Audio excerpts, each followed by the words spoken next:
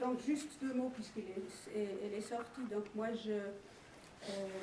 mon nom est Sabine Simkovitch-Dreyfus et je suis, dans le cadre de ce que je vais dire là, c'est surtout un peu lié à cette activité, je suis vice-présidente de la Fédération suisse des communautés israélites. Et à ce titre, nous représentons les Juifs de Suisse vis-à-vis des autorités fédérales. Et évidemment, parmi les sujets que nous traitons, il y a certains sujets qui sont liés à la pratique religieuse au sein de certaines institutions. Par exemple l'armée, puisque l'armée, c'est une des seules institutions où tout est réglé sur le plan fédéral. Et je pensais que ce sujet qui souvent est abordé par des parents ou par des étudiants qui, plus que nous, notre âge, ont des questions à cet égard, pourrait intéresser les plus jeunes d'entre nous, mais nous sommes là, donc non, partons. C'est peut-être un bon signe, c'est peut-être le signe qu'il n'y a pas de problème. Mais on va peut-être quand même... Donc l'idée était d'introduire le sujet en 10 minutes, un quart d'heure, et puis de dialoguer un peu avec vous. Moi, ça m'aurait intéressé si vous faisiez partie de cette catégorie d'âge, et de savoir un peu comment ça se passe, et pour que nous, on soit aussi plus près des gens et qu'on se rende compte. Alors, étant donné que nous avons l'âge que nous avons, nous ferons notre input d'une autre façon, d'accord? Alors, juste pour introduire d'abord, évidemment, le cadre de la pratique religieuse et des droits relatifs, c'est la liberté religieuse. Celle-ci trouve sa base dans la Constitution fédérale.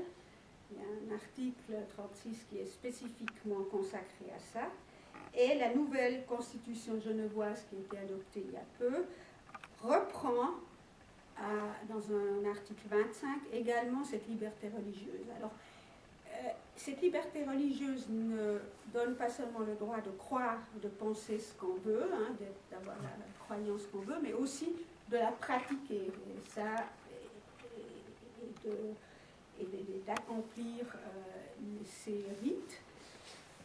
C'est un droit qui n'est pas illimité, il n'y a aucun droit qui est tout à fait illimité, il y a certaines limitations qui sont possibles à certaines conditions, notamment lorsque ça se justifie par un intérêt public prépondérant ou s'il porte atteinte à un autre droit, une autre liberté de quelqu'un d'autre.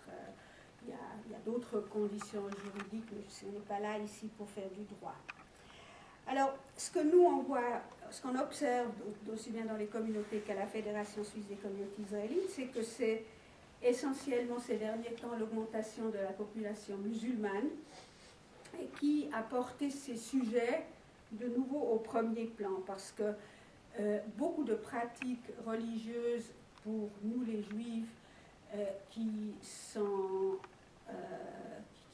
exigent parfois certaines exceptions ont pu être réglées au cours de ces dernières décennies sans grand problème, notamment les dispenses pendant les grandes fêtes. Évidemment, c'est plus les Juifs pratiquants qui font appel à ça. Et avec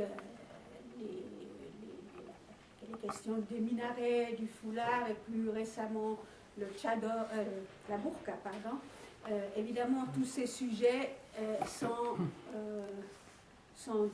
redevenus un peu plus, sont de nouveau au devant de la scène. Et même si vous pouvez venir, et salut. Tu sais, on est ici nombreux. C'est un petit comité. Oui, c'est surtout, tu es le plus jeune comme ça.